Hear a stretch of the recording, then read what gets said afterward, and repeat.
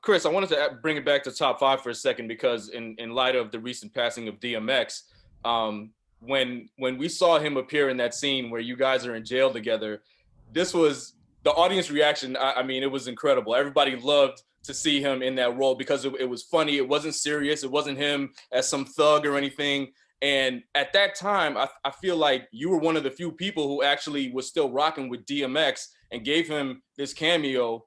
And while everybody else had probably, written him off and wasn't really looking out for him like that. So looking back now, I feel like that means even more now because of the time that you did give him that part. So I mean, do you have any memorable experiences from doing that scene that you look at now that you can share?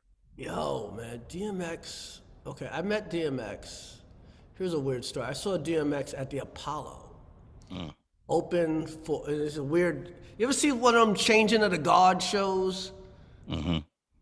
Who was he opening for? He opened for Ice Cube at the Apollo. Oh. And it was a straight up changing of the guard show. You know what I mean? Wow. And I don't know what was happening up front. I had my little Sisker Ebert seats on that balcony right over the thing, so I best seat in Apollo, right? And I guess they were trying to search people or whatever, but long story short, bum rushed. So I've watched the bum rush from up top, like 1,000, 2,000 motherfucking niggas come in.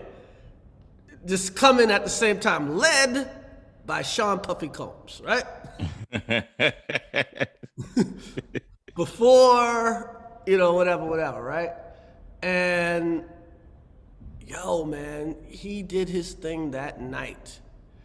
It was it. I mean, Cube had a hard time following him, but it was over. Like, you'd never seen anything like this in your life. It was Pac, it was Tyson, it was damn Maya Angelou. You know what I mean? Like, he did the poem, he did the prayer. We had him on the Chris Rock show like a few weeks later. You never saw nothing like it. So cut to, we do top five, what is it, 20 years later or some shit like that, 15 years later. I remember he was supposed to be on a flight at whatever time. Of course he missed his flight.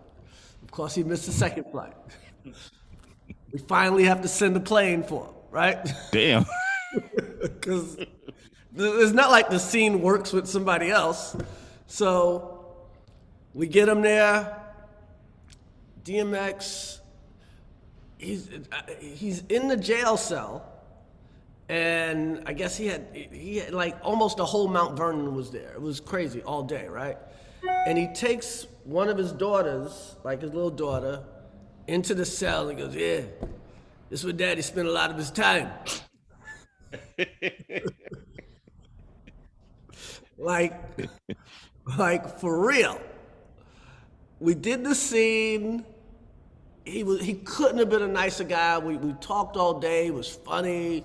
It's the same thing. Just like you and I was just now talking about being single or whatever. It's just, you get two guys together, they talk about their divorces, whatever, right? The kids, it's like we just had a normal day of like chopping it up. If we were done with the scene at 12 o'clock, DMX did not leave until like 10 o'clock that night. For real, just hanging out. Like, he was just camped out. He just like took over his trailer, and people from Mount Vernon was coming in all day. It's like, like you done a movie, it's like lunch. Everybody gets a plate. Like, he fed everybody like Jesus. Like, he turned water into water. Like he fed like 300 of his own people. Then he left, he took all his wardrobe. He took the wardrobe? All of it. Took all of the wardrobe, and I think that was the last time I saw him.